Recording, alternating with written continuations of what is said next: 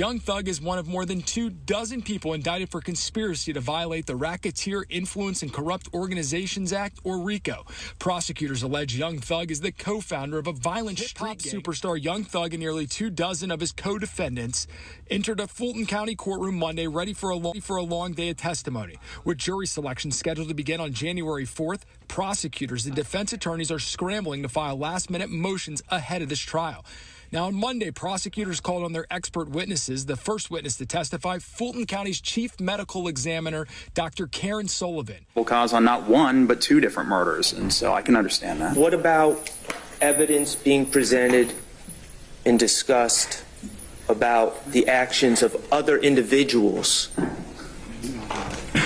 for things that occurred years after 2015? Would those typically come in for a murder that happened in 2015? Well, it would depend. If it was a gang-related murder, maybe. Because, when there's a gang charge that's placed on somebody, then there's a lot more evidence that can come in related to the street gang.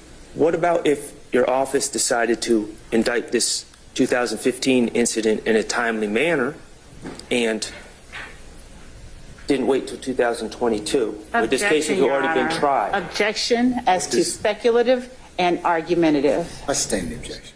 The latest came this afternoon when Young Thug's own brother pleaded guilty. Joe Hankey has been following this case and has a look at who has cut deals with prosecutors so far.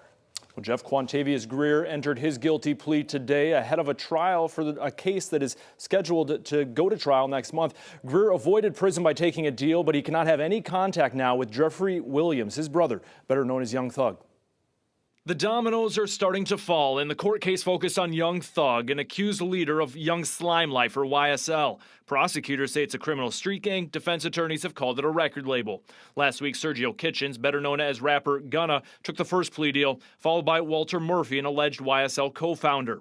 Then Wooney Lee, rapper Slimelife Shawty, and Martinez Arnold, rap name Little Duke, cut deals. Now today, Quantavious Greer, or rapper Unfoonk, entered a guilty plea. All 5 have been sentenced to between 9 and 10 years on probation. They will also have to testify at the YSL trial if attorneys on either side ask them to. The Fifth Amendment says I am not going to testify because I refuse to incriminate myself. You can do that. Daryl Cohen is a prosecutor turned defense attorney. He's not involved in the YSL case, but is following it closely. If Gunna, Greer, or any of the others to take plea deals are called to testify, he says they can only use the Fifth Amendment to avoid certain questions, meaning they could offer valuable testimony. But you cannot take the Fifth when it comes to testimony towards someone else or some other people that were involved in a crime.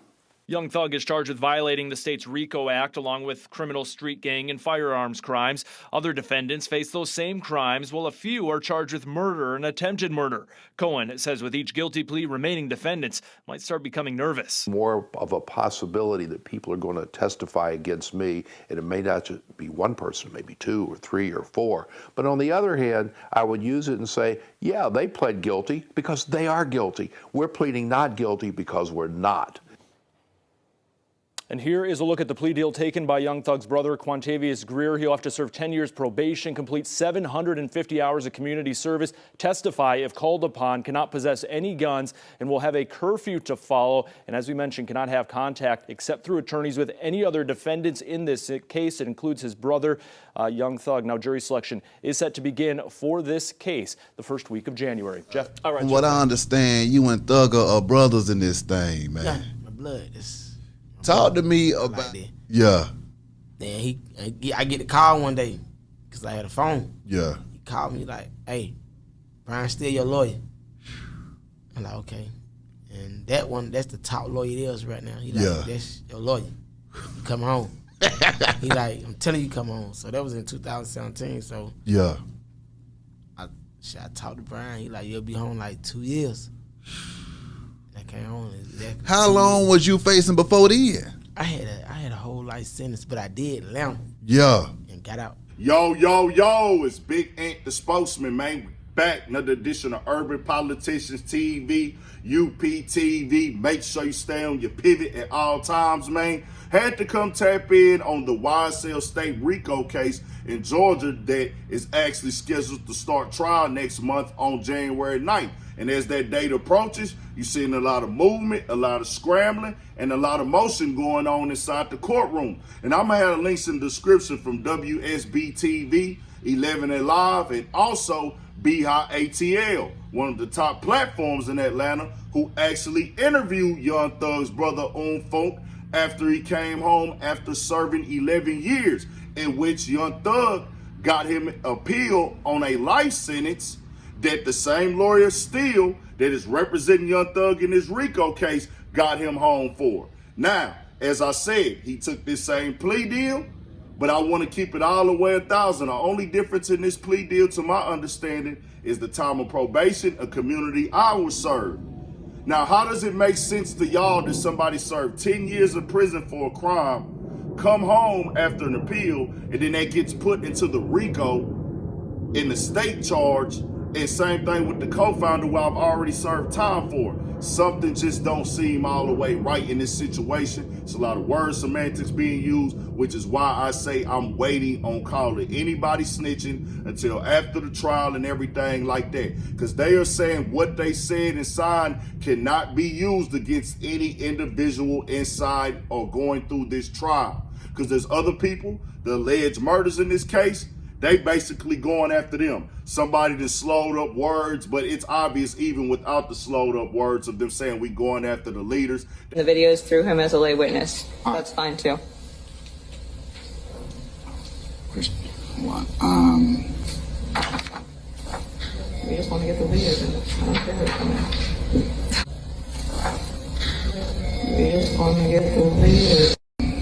They going after the murder and the major stuff, not the other guys who've already served their time on their charges. The alleged co-founder got a job when he was picked up and arrested. Come on, what is he being part of a Rico for? It makes entirely no sense.